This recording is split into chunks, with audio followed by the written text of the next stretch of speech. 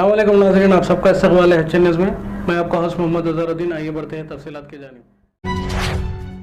HN news में आप सबका इस्तकबाल है। आइए नजर डालते हैं आज के अहम खबरनामे पर। एक्ट एडवाइजरी बोर्ड ने बीजेपी के मुअत्तिल रुकन असम्बली मलऊन राजा सिंह के PD एक्ट पर अहम फैसला सुनाया। बोर्ड ने पुलिस के जरिए दर्ज PD एक्ट को बरकरार रखा। एडवाइजरी बोर्ड ने राजा सिंह के खिलाफ दर्ज PD एक्ट को खत्म करने की दरख्वास्त को मुस्तरद कर दिया, जिससे मलऊन राजा सिंह को बड़ा झटका लगा। इस फैसले के बाद मलऊन राजा सिंह को हाई कोर्ट में जमानत की दरख्वास्त दायर करने का मौका मिल गया। बीजेपी का मुअत्तिल रुकन असम्बली मलऊन राजा सिंह पर आयद PD एक्ट केस की गुज़िश्ता माह हैदराबाद के बेगमपेट के ग्रीनलैंड गेस्ट हाउस में PD लॉ एडवाइजरी बोर्ड के केस की समाअत की थी। इस केस के सिलसिले में मंगलहाट पुलिस ने पहले ही PD एक्ट एडवाइजरी बोर्ड को राजा सिंह के खिलाफ PD एक्ट दर्ज करने की वजूहात और सबूत फराहम किए थे। राजा सिंह ने चिल्लापल्ली जेल से वीडियो कॉन्फ्रेंस के जरिए समाअत में शिरकत की। मलऊन राजा सिंह की बीवी उषा बाई और इनके वकील करुणा सागर एडवाइजरी बोर्ड के सामने पेश हुए थे। इस मौके पर मलऊन राजा सिंह ने एडवाइजरी बोर्ड के सामने दलील दी थी कि इनके खिलाफ गैर कानूनी तौर पर PD एक्ट दर्ज किया गया है। राजा सिंह की बीवी उषा बाई ने पहले ही इस सिलसिले में हाई कोर्ट में अर्जी दायर की है। दोनों तरफ से दलाइल सुनने के बाद PD एडवाइजरी बोर्ड ने अपना फैसला महफूज कर लिया था और आज अपना फैसला सुना दिया। रियासत तेलंगाना में सर्दी की शिद्दत में इजाफा देखा जा रहा है। खास तौर पर रात और सुबह के औकात में दर्जे हरारत में गिरावट दर्ज की जा रही है। रियासत के कई इलाकों में सर्दी की लहर में इजाफा हो गया है। महकमे मौसमियात के मुताबिक मुल्क के शुमाल और शुमाली मशरक़ी इलाकों से ठंडी हवाएं आ रही है, जिसके नतीजे में रियासत में सर्दी की लहर में अचानक इजाफा हो गया है। आने वाले दिनों में सर्दी की लहर में मजीद इजाफे का इम्कान है जाहिर किया गया है। इसके अलावा खलीज बंगाल में तूफान के असर से भी सर्दी की शिद्दत में इजाफा देखा जा रहा है। तेलंगाना के सिद्दीपेट शहर में बैंक ऑफ इंडिया के ATM में टेक्निकी खराबी की वजह से ज्यादा नकदी निकल रही थी। ATM से 1000 रुपये निकालने पर 2000 रुपये निकल रहे थे, जिसके बाद इस ATM में थोड़ी देर में लोगों की भारी कतार लग गई और लोग इससे ATM से रकम निकालने उमड़ पड़े। लेकिन थोड़ी ही देर में मुताल्लिका बैंक को इसकी इत्तला मिल गई और बैंक अमले ने फौरी ATM सेंटर पहुंच गए। ताहम इस खबल ही लोग पहले ही अपने पैसे निकाल चुके थे। बैंक अमले ने फौरी तौर पर ATM को बंद कर दिया और ATM में जमा करदा रकम और इसमें से निकाली गई रकम की जांच पड़ताल कर रही है।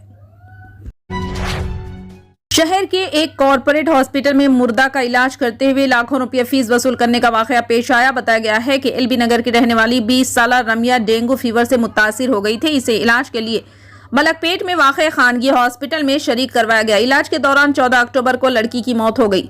इलाज के अखराजात के तौर पर 6 लाख का बिल डाला गया। मुतवफ़ी के रिश्तेदारों ने बताया कि 14 अक्टूबर को लड़की की मौत हो गई, जबकि बिल में 15 अक्टूबर तक इलाज के अखराजात को शामिल किया गया है। इनका कहना है कि जब लड़की की मौत 14 तारीख को हो गई तो फिर 15 तारीख तक इलाज कैसे किया गया? क्या डॉक्टर्स ने मुर्दा का इलाज किया? इन्होंने मुर्दे के इलाज के नाम पर रकम वसूल करने का हॉस्पिटल इंतजामिया पर इल्जाम आयद करते हुए एहतजाज किया। वाज़ेह है कि टॉलीवुड और बॉलीवुड की फिल्मों में मुर्दे का इलाज का मंजर दिखाया गया था। इस तर्जे का वाक़या हकीकी जिंदगी में पेश आने पर लड़की के रिश्तेदारों ने शदीद बरहमी का इजहार किया। ऑल इंडिया मजलिस इत्तेहादुल मुस्लिमीन दिल्ली ने कॉरपोरेशन इंतखाबात के मद्देनजर तैयारियों में तेजी लाने का फैसला किया है। इस सिलसिले में गुज़िश्ता रोज पार्टी ओहदेदारान की मीटिंग तलब की गई थी, जिसमें फौरी तौर पर 40 सीटों पर इंतखाबी अमल में तेजी लाने की फैसला किया गया। इस सिलसिले में रियासती सदर कलीमुल हफीज ने कहा कि मजलिस का निशाना दिल्ली में मुस्लिम, दलित और कमजोर तबकात की अक्सरियत वाली 70 सीटों पर पूरी मजबूती से इंतखाबात लड़ने का है। हमने तमाम सीटों को शॉर्ट लिस्ट कर लिया है और राजधानी में कोई भी बगैर मजलिस के कॉरपोरेशन का मेयर नहीं बन सकेगा। कलीमुल हफीज ने कहा कि हमने फौरी तौर पर 40 सीटों पर उम्मीदवार तय करने का अमल शुरू कर दिया है और इंतखाब लड़ने के ख्वाहिशमंद अफराद से टिकट के लिए दरख्वास्तें तलब की हैं, क्योंकि दिल्ली में वार्ड सीटों की तादाद में कमी की गई है और बहुत से वार्ड तब्दील हो गए। वार्ड की हदूद में तब्दीली की गई है। हम चाहते हैं कि जो उम्मीदवार जमीन से जुड़े हों और आवाम की खिदमत का जज्बा रखते हों, इनको उम्मीदवार बनाया जाए। खास तौर पर अक़लियतों और दलितों को पार्टी की नुमाइंदगी व लीडरशिप देने का काम करेगी। रियासती सदर ने कहा कि पार्टी के सदर बैरिस्टर असदुद्दीन ओवैसी की क़यादत में इस बार हम दलितों और मुसलमानों से फरेब करने वाली पार्टियों को सबक सिखाने का काम करेंगे, क्योंकि बीजेपी, आम आदमी पार्टी और कांग्रेस ने कमजोर तबकात मुसलमानों और दलितों का वोट तो लिया, लेकिन कभी भी उन्हें इनका जायज हक नहीं दिया। इन्होंने कहा कि कॉरपोरेशन इंतखाब मुसलमानों और दलितों के लिए अपनी लीडरशिप बनाकर अपनी नस्लों के मुस्तकबिल को रोशन और महफूज करने का सुनहरा मौका है। इलेक्शन तैयारियों को लेकर हो रही मीटिंग में शामिल होने बड़ी तादाद पहुंचे कारकुनों में ओहदेदारान से खिताब करने वालों में खास तौर पर शाह आलम, जनरल सेक्रेटरी राजीव रियाज, प्रतापगढ़ी सेक्रेटरी पार्टी सरताज अली, मारूफ खान और शादाब इलियास नाम काबिल जिक्र है।